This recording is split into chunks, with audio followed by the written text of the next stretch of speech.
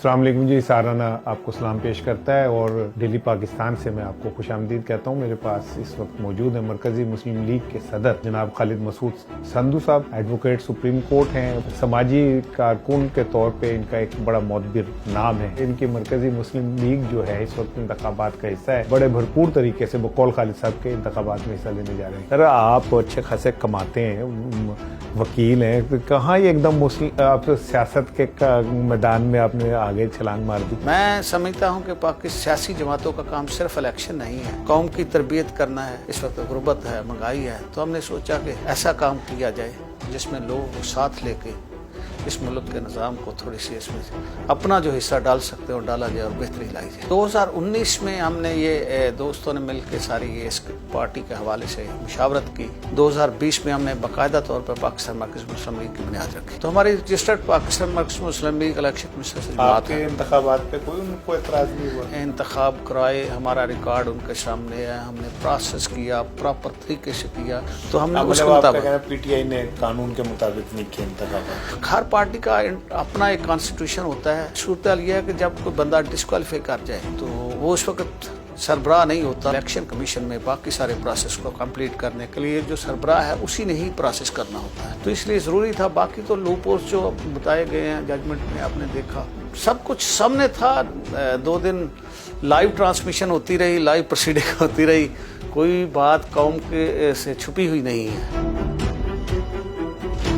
अभी इतलात ये थी कि आपने कोई इत्तेहाद भी एक वजूद में आ रहा है इंतखाबात से पहले, कौमी यकजहती इत्तेहाद, आप उसका भी हिस्सा बनने जा रहे हैं। पाकिस्तान को मसाइल से निकालने के लिए सब मिलकर बैठेंगे तो ये जो मसाइल से निकला जा सकता है। कराची में सबसे पहला इस प्लेटफॉर्म से जो जलसा किया, प्रोग्राम किया, वो हमने इत्तेहाद कॉन्फ्रेंस के नाम से किया। हमने उसमें मुल्क की तमाम सियासी जमातों को दावत दी। तो ये इत्तेहाद चूँकि इलेक्शन है, इत्तेहाद ये है कि हम अपने अपने निशान से इलेक्शन लड़ेंगे। आपका निशान क्या है? कुर्सी का निशान है जी। अमूमन होता है कि जितनी नई जमातें आती हैं इस तरह की नौज़ायदा, उनके पीछे एक पता चलता है इस्टेब्लिशमेंट है जो उनको जमात के तौर पर कर रही है, ताकि बड़ी जमातों को अगर वो जीत ना सके तो कम से कम बड़ी जमातों को नुकसान पहुंचा सके। ये मिथ आप पे भी लागू होती है? हमारी सियासत खिदमत से की सियासत है। हमारा नारा भी ये है, कोविड से लेके फिर जब सैलाब आया तो मैं ज़ाती तौर पे वहाँ पे गया। हम तो वो लोग हैं जो लोगों के साथ रहते हैं, लोगों में से, आम लोगों में से। एस्टेब्लिशमेंट जिसकी आप बात करते हैं, ये सारे के सारी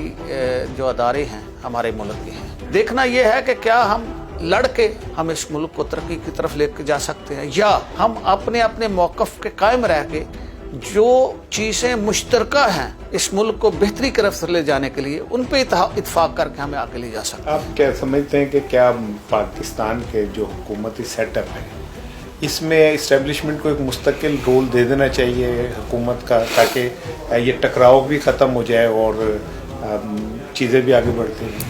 मैं ये समझता हूँ कि पूरी दुनिया में पॉलिटिकल लीडरशिप का काम एक रोड मैप तैयार करना होता है।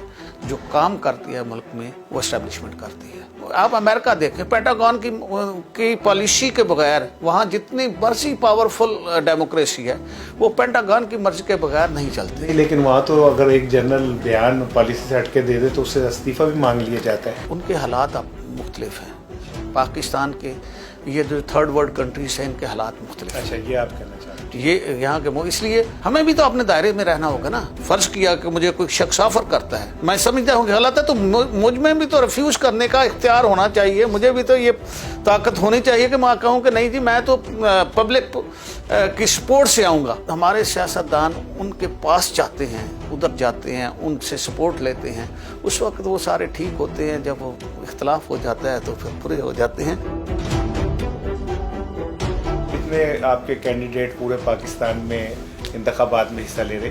ये कोई 507 कौमी असम्बली और सूबाई मिला के हैं? कौमी और सूबाई मिला के। अच्छा, ये बताएं आप कौन से हल्के से? यानी 130 है। ये कौन जो है? मियाँ मोहम्मद नवाज शरीफ साहब हैं, डॉक्टर यास्मीन राशिद हैं। वड्डी गेम पै गए तुझे सर? कोई फर्क नहीं पड़ता, लोगों की मर्जी है ना। ये लोग कहते हैं ये फलां का हल्का है, फलां का हल्का। मैं कहता हूँ अवाम का हल्का है। आपका मंशूर आया जी, हमारा मंशूर जो है ना, आप उसका कोई 2-3 चीदा नकात में चाह रहा हूँ आप बताएं। हम इंशाअल्लाह अज़ीज़ नौजवानों के लिए हमारा स्पेसिफिक प्रोग्राम है कि हम आईटी में उसको एजुकेट करेंगे, हम उसको ट्रेनिंग देंगे, हम डिस्ट्रिक्ट लेवल पे वर्कशॉप्स फ्री जारी करेंगे और 2-2 माह के कोर्सेज जो है इंट्रोड्यूस हम करा रहे हैं। फिर हम जो है ना आर्टिफिशियल इंटेलिजेंस के हवाले से, ये भी आईटी का शोबा है, हम इंशाअल्लाह उल अज़ीज़ अपने पढ़े लिखे नौजवानों को इस शोबे में लेके आएंगे। हमारी लोकल मार्केट है, लोकल प्रोडक्शन है, हम इम्पोर्ट जो है उसको कम करेंगे, एक्सपोर्ट को बढ़ाएंगे। हमारा एक ही पूरे मुल्क में एजुकेशन सिस्टम हो, बच्चों को जो है कम अज़ कम मैट्रिक तक फ्री एजुकेशन हो जाए। हेल्थ को इंशाअल्लाह उल अज़ीज़ मुशावरत के साथ हम इंशाअल्लाह बेहतर अंदाज में आगे लेके जाएंगे। पाकिस्तान मरकज़ी मुस्लिम लीग एक नस्लियाती पार्टी है। हम समझते हैं कि सूदी निज़ाम के साथ पाकिस्तान तरक्की नहीं कर सकता। रियासत मदीना की जो बात आप करते हैं, तो रियासत मदीना का बुनियाद ही सोशो इकनॉमिक सिस्टम था। हम जो इस मुल्क के असल हकदार हैं, जो ज़रूरतमंद हैं, हम इस मुल्क की सरमाया, हम इस मुल्क का जो चीज़ें हैं, हम उनको उनके हकूक़ देंगे। हमारे मुल्क में आप देखते हैं कि विरासत सियासत है, बाप है, बेटा है, पोता है, दोता है। सियासत जब जमाती लेवल पे ना होगी, सियासत जब असूलों पे ना होगी, पार्टी के साथ शख्स होगा, शख्स के साथ पार्टी नहीं होगी, आमरीत जो सियासत में है वो ख़त्म होगी, तो ये मुल्क तरक्की करेगा।